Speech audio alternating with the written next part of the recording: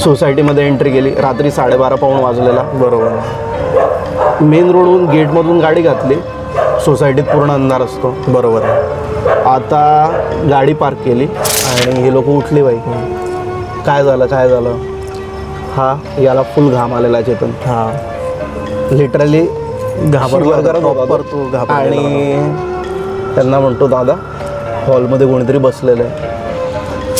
फ्लॅटचा एंट्रीचा door गेली. त्याच्या opposite साईडला यू शेपमध्ये बेड टाकले होते. बरोबर. आणि जो हॉरिझॉन्टल बेड होता तिथे एक फाटक्या बनियनमध्ये एक माणूस बसला होता ज्याची फेसिंग विंडोच्या साईडने होती.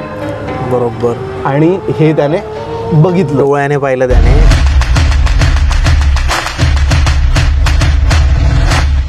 Hello guys and welcome back to channel banter with Chetan. मित्रांनो, मागच्या वेळेस आपण पॉडकास्ट केला अमृता मॅमसोबत, ज्या की रोस्टर आहे, यूट्यूबर आहे. त्याला तुम्ही एक चांगला प्रतिसाद दिला. आणि आपलं मराठीतून चॅनल नव्हतं, काही पॉडकास्ट होते आपले किंवा काही असे इंटरव्ह्यू आपण केले होते बिझनेसवाल्या लोकांसोबत की जे मराठीतून होते. त्यालाही चांगले म्हणजे 1 लाखापर्यंत व्ह्यूज आलेले. बट आजचा जो आपला पॉडकास्ट आहे इट्स समथिंग डिफरंट. हा पॉडकास्ट आपण जो करतो आहे तो थोडा वेगळ्या टॉपिकवर आहे. वेगळा टॉपिक म्हणजे जे भूत वगैरे जे असतं ना, हॉरर टाईपचा हा पॉडकास्ट असणार आहे. पण याच्यात की आम्ही फेक किंवा अशी स्टोरी बनवून अशी गोष्ट नाही आहे. जे आमच्यासोबत घडलं आहे ती गोष्ट आम्ही तुम्हाला सांगणार आहे. माझ्यासोबत आहे आज विवेक पाटील. हाय. विवेक माझा मित्र आहे, म्हणजे लहानपणापासून आम्ही मित्र आहे. त्याच्यानंतर आम्ही इंजिनिअरिंगला नाशिकला होतो, सोबत होतो नाशिकला, आणि सोबत इंजिनिअरिंग कंप्लीट केली आम्ही. त्याच्यानंतर आज पण आम्ही पुण्यात सोबत आहे. बट जेव्हा इंजिनिअरिंगला होतो तर त्या पिरियडमध्ये मी होतो, त्याच्यानंतर अजून एक मित्र होता आमचा, तर भार्गेश. हां, अजून एक मित्र होता भार्गेश. तर त्याच्याकडे आम्ही जायचो, तो आमच्याकडे यायचा, आम्ही विवेककडे जायचो. तर काही असे आम्हाला एक्सपिरियन्स आले, तर त्याबद्दल आम्ही ठरवलं की त्याबद्दल आपण डिस्कस करू शकतो आणि बोलू शकतो. तर त्यासाठीच आज विवेक आपल्यासोबत आहे. तर विवेक जॉब करतो IT कंपनीमध्ये आणि एक हॉरर स्टोरीबद्दल आपण थोडा आता डिस्कस करू विवेकसोबत.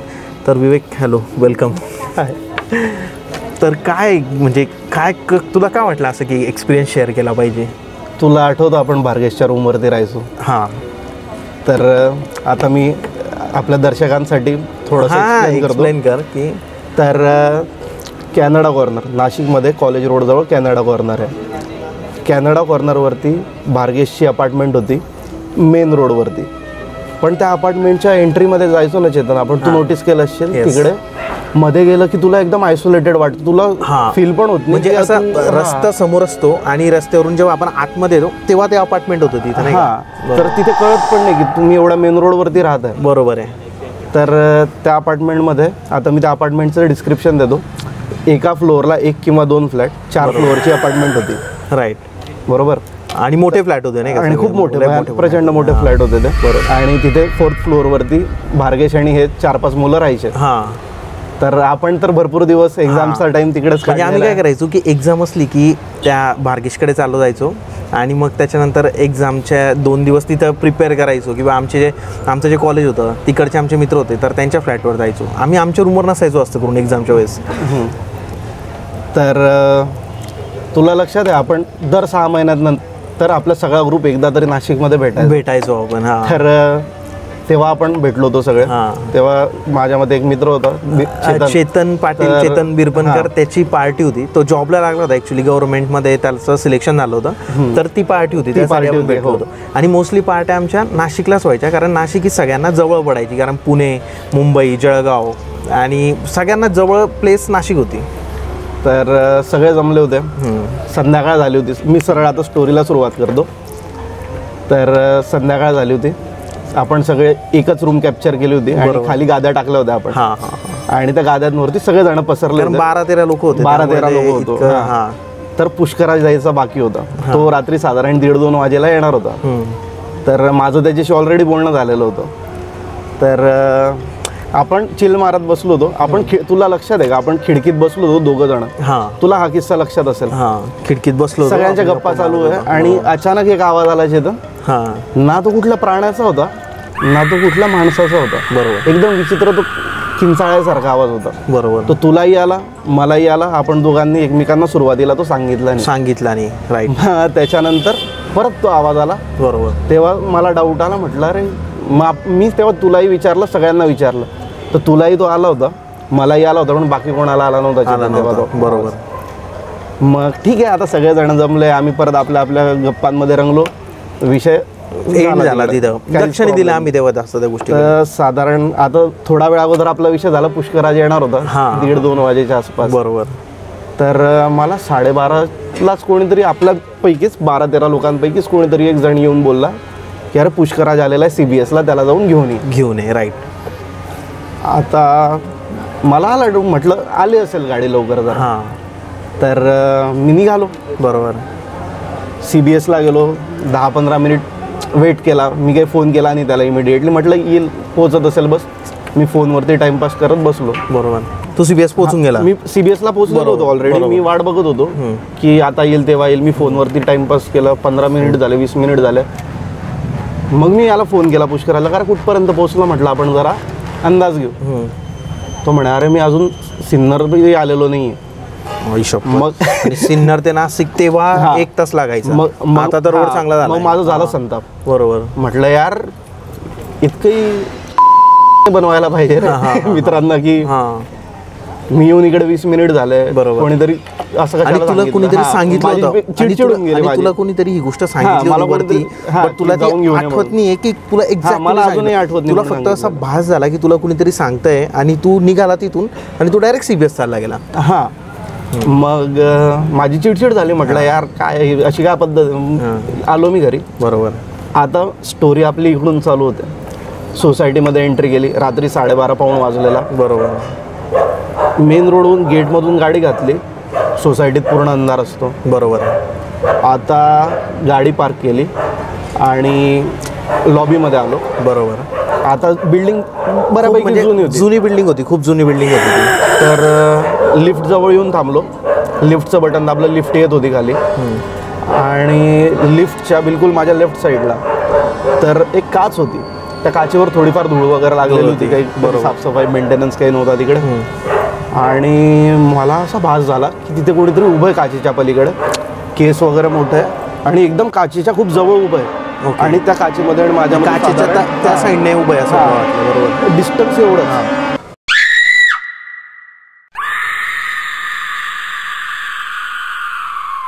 माझं असं लक्ष गेलं बाजूला आणि म्हटलं ऑनेस्टली सांगतो फाटून गेली. मी लिफ्ट आली खाली, दार उघडला, सरळ लिफ्टमध्ये गेलो. मी वळून पण उभा नाही राहिलो. लिफ्टच्या भिंतीकडे तोंड करून फक्त फ्लोअरचं बटन दाबलं, सरळ वर आलो आणि घरात आलो.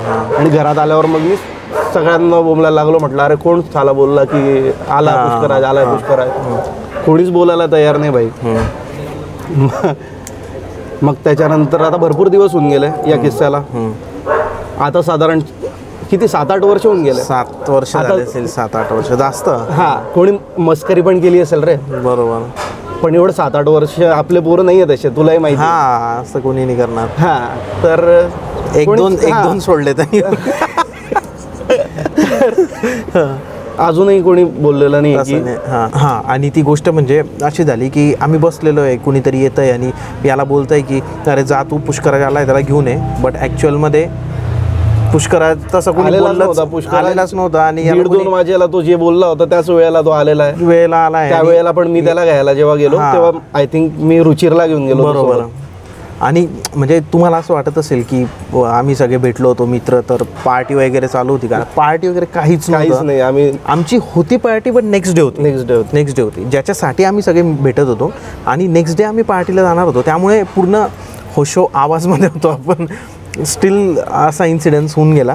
आणि म्हणजे त्याच्यानंतर मग आपण भार्गेश सोबत बोललो की असं का, किंवा हे का होतं इथं. तर त्याच्या आधी अजून एक अजून 2 एक्सपिरियन्स आहेत. तिसऱ्याचा मला माहित नाही, तुला आयडिया आहे का नाही. तर आता हा किस्सा झाला. याच्यानंतर 6 महिने 8 महिने झाले असतील. तेव्हा साधारण सगळ्या मुलांनी रूम सोडलेली होती, जेवढे ते रूममेट होते त्या फ्लॅटमधले. बरोबर. आणि हे 2-3च लोक राहत होते. राईट. तो फ्लॅट होता चेतन 3 BHK. बरोबर.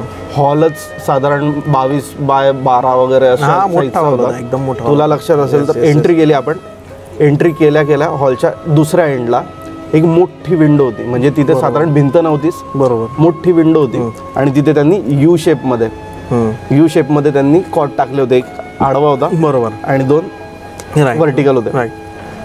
आणि राईटला किचन आणि मग 1, 2 आणि 3री रूम एकदम कोपऱ्यात होती कोपऱ्यामध्ये.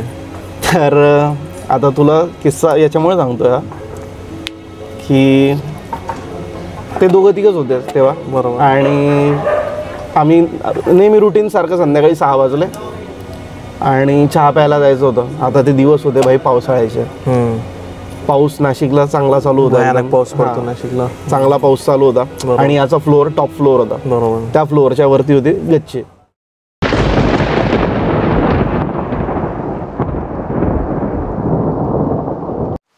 आता त्या गच्चीवरती त्यांनी पत्री वगैरे टाकली असते. गच्चीचं दार तर लॉकच असायचं त्या. तर पावसाचं पाणी जेव्हा त्या पत्र्यावर पडायचं ना, हा आवाज व्हायचा. जनरली आवाज पत्र्यावर पडला की टप टप टप टप असायचा.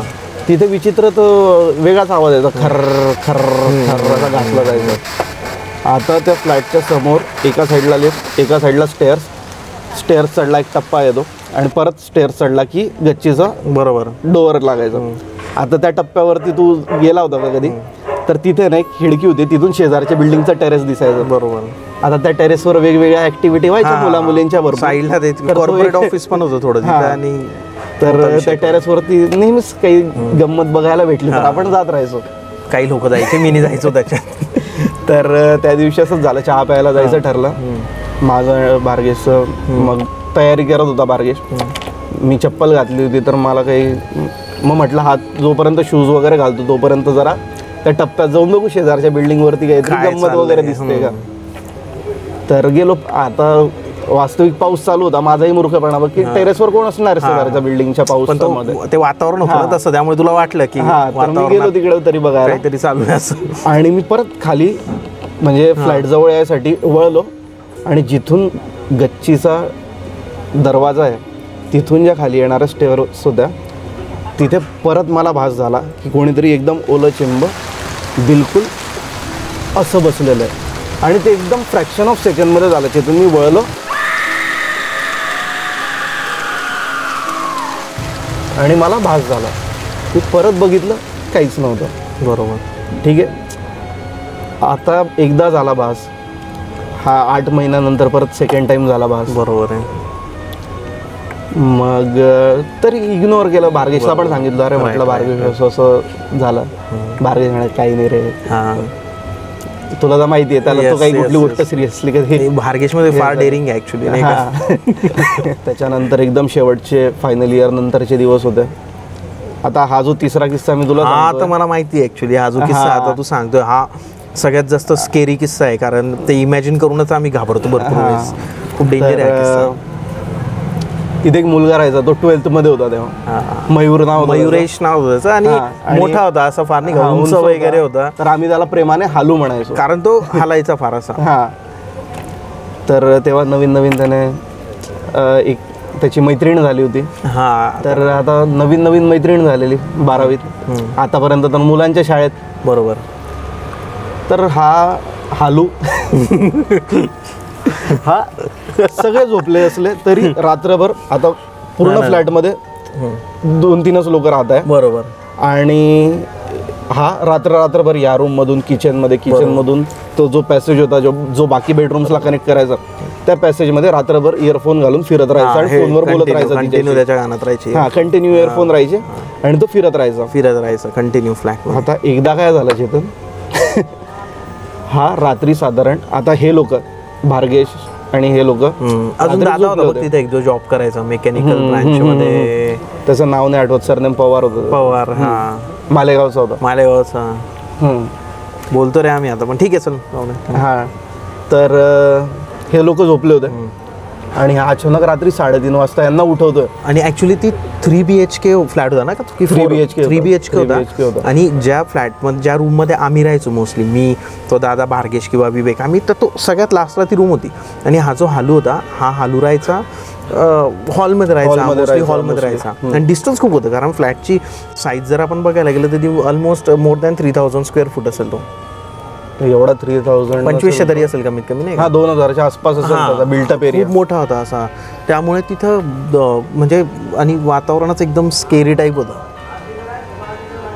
तर हा उठवायला लागला आणि हे लोक उठले बाई. काय झालं. हा याला फुल घाम आलेला चेतन. हा लिटरली घाबरला आणि त्यांना म्हणतो दादा हॉलमध्ये कोणीतरी बसलेलं आहे. 3-3:30ची गोष्ट, रात्री 3-3:30 वाजेची गोष्ट. तो गर्लफ्रेंड सोबत बोलतोय आणि तो येतो इकडं उठवायला त्याच्या रूममेट्सला आणि बोलतोय की त्याला कोणीतरी दिसलं. तर यांनी विचारलं काय झालं. तो म्हटला मला दिसलं आणि हे लोक म्हणे चल दाखव. तर हे लोक गेले ऍक्च्युअल मध्ये हॉलमध्ये बघायला. काय दिसलं होतं ते एक्सप्लेन करणार सांगतो ना मी आता. ते सांगतोय मी. तर हे लोक गेले हॉलमध्ये. यांना तेव्हा काही दिसलं नाही बाकी मुलांना. आणि मग यांनी त्याला म्हटलं की तू आमच्या सोबतच जो. आता त्याला दिसलं काय हॉलमध्ये. तर त्याला तो हॉलमध्ये जेव्हा जात होता, मी तुला थोडा वेळ अगोदर सांगितलं, हॉल फ्लॅटचा एंट्रीचा डोर गेली, त्याच्या अपोजिट साईडला यू शेपमध्ये बेड टाकले होते. बरोबर. आणि जो हॉरिझॉन्टल बेड होता तिथे एक फाटक्या बनियनमध्ये एक माणूस बसला होता ज्याची फेसिंग विंडोच्या साईडने होती. बरोबर. आणि हे त्याने बघितलं, डोळ्याने पाहिलं त्याने. एक 12वीतला मुलगा. आतापर्यंतचे जे मला 2 वेळा भास झाल्या ना चेतन, हे मी शुअर नव्हतो. हा म्हणजे हे मला भास वाटला नाही. तुझा पहिला फार डेंजरस होता ना. मला अंगावर शारे आले माहिती का ऐकून. आणि ते इमॅजिन करून आपण राहिलोय तिथं आणि ते सगळं. रात्री 3 वाजता तो माणूस असा फाटक्या कप म्हणजे बाई शप्पथ डेंजर होतं. सीनच डेंजर होतं. तर याला दिसलं डोळ्यांना. आता त्या दिवशी मी नव्हतो. त्याच्या 2-3 दिवशी मी गेलो तिकडे भेटायला. तर मला ही गोष्ट कळाली की असं असं झालं. मी हालूला किती वेळा विचारला रे चेतन की तुला खरंच दिसलंय की भास झालाय. कारण मग मी आतापर्यंत ही गोष्ट आहे ना फक्त भार्गेशला माहिती होती की असं असं झालेलं आहे. कारण तेव्हा तो सोबत होता. राईट. मग मी तेव्हा याला पण सांगितलं की अरे मला पण भास झालेलं आहे. आणि हे सगळं झाल्यानंतर मग आम्ही त्या बिल्डिंगचा रिसर्च केला. चेतन काय कळालं असेल मला तर माहिती, तू त्यांना सांग. तर त्या बिल्डिंगच्या फर्स्ट फ्लोअरला एक हॉस्पिटल होतं आणि एक मॉर्गसुद्धा होतं, जे बऱ्याच वर्षांपूर्वी बंद झालं होतं. आणि तो फ्लोअर पूर्ण बंदच होता परमनंटली. मॉर्ग म्हणजे मुर्दाघर म्हणजे जिथं डेड बॉडीज ठेवल्या जातात. तसं त्या सोसायटीमध्ये त्या बिल्डिंगमध्ये जो एक फ्लोअर होता ते परमनंटली नंतर त्याला बंद केलं गेलं होतं. आणि त्या सोसायटीमध्ये म्हणजे त्या अपार्टमेंटमध्ये खूप कमी लोक राहायचे. त्यापैकी भार्गेशचा एक फ्लॅट होता आणि अजून एक फ्लॅट होता जे गव्हर्नमेंट सर्वंट होते. गव्हर्नमेंट सर्वंट खूप रूड होते ॲक्च्युली ते. तर राहायला पण लोक रेडी नव्हते तिथं. आणि जेव्हा ही गोष्ट भार्गेशने आम्हाला सांगितली होती त्याच्यानंतर एकटो तर आम्ही असे लिफ्टने कधी खालीवर केलंच नाही तिथं. रात्री तर नाहीच नाही. त्याच्यानंतर साधारण तरी पण भार्गेशने 3 ते 4 महिने काढले तिथं. कारण डेअरिंग ऑब्विसली भार्गेश. तर